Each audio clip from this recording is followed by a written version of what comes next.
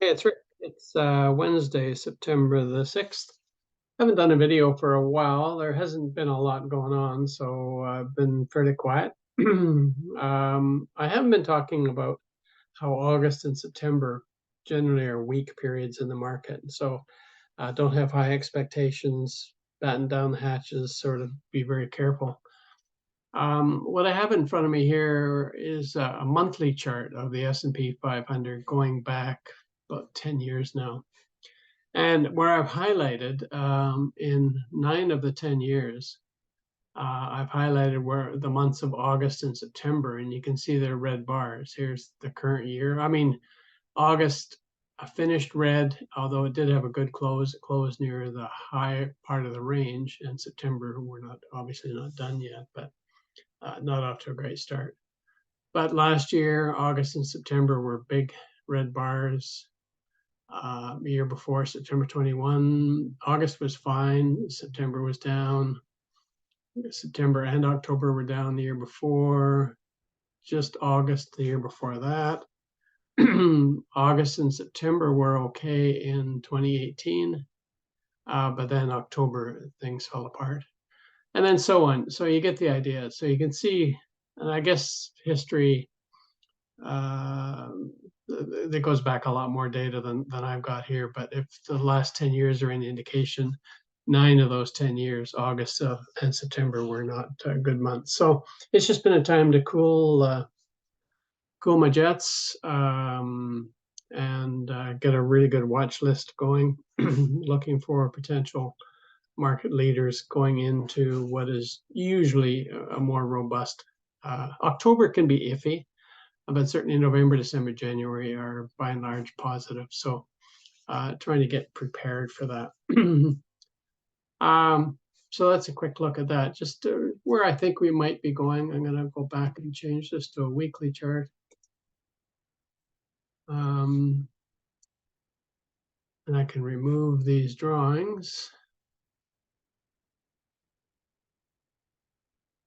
I can remove all drawings. How do I do that? Remove drawings. There we go. So here's a weekly chart of the S&P. Let's just spread this out a bit so it looks a little better. And so where are we going to go from here? I mean, you could argue that we're in an uptrend here. If I draw from this low here up, oops, wrong indicator. I'm still getting used to this this program. I draw an indicator from here up through here, and then connect these highs. Oops. Connect these highs here in sort of a loose fashion here. I mean, we could argue we're in an uptrend. However, what happens if we take out this low here from the middle of August, and we're not really a confirmed uptrend until we take out these highs from late July. So that's one plausible scenario that we just keep on going up in this channel.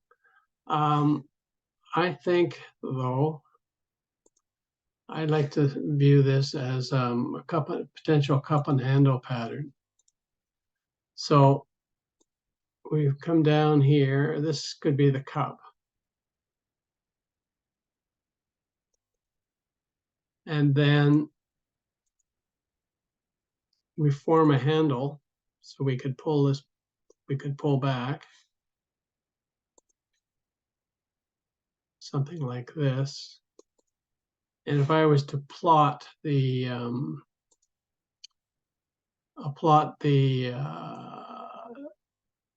oh, that's not what I wanted. I want to plot the 30-week moving average. So a pullback down into here is quite plausible over the next 1, 2, 3, 4, 5, 6 weeks or so. And this, if it turns back up from there, that would be a very powerful, it would get me uber bullish. This is a very, very powerful pattern. But we'll just have to play it out and see what happens. I get a little, if I look at this S&P from a different angle, this is the SPY, which is heavily weighted with what we call the Magnificent Seven, the NVIDIA's, Tesla's, Apple, Microsoft, Google, etc., because it's market weighted. I like to look at the symbol RSP, which is the same S&P 500, but it's equal weighted. So Apple and Microsoft have the same weighting as does any of the other 493 companies that make up the S&P 500. And you see quite a different picture here, although to my eye, this is still pretty bullish. If we take this high here, we've come down, we come back up again. We didn't come down as far, came back up, tested this high. This pullback was a little, I mean, in a perfect world, this would have stopped right around here and gone back up. It actually did undercut a bit, and then it's come back up and then back down. And if we can hold this level right here, if we hold this low from 3 weeks ago, and then turn back up from there,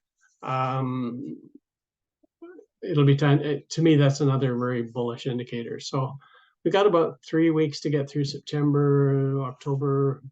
Maybe the first couple of weeks could be tough. So we got 5 weeks. So this has got to bounce around in here and go sideways.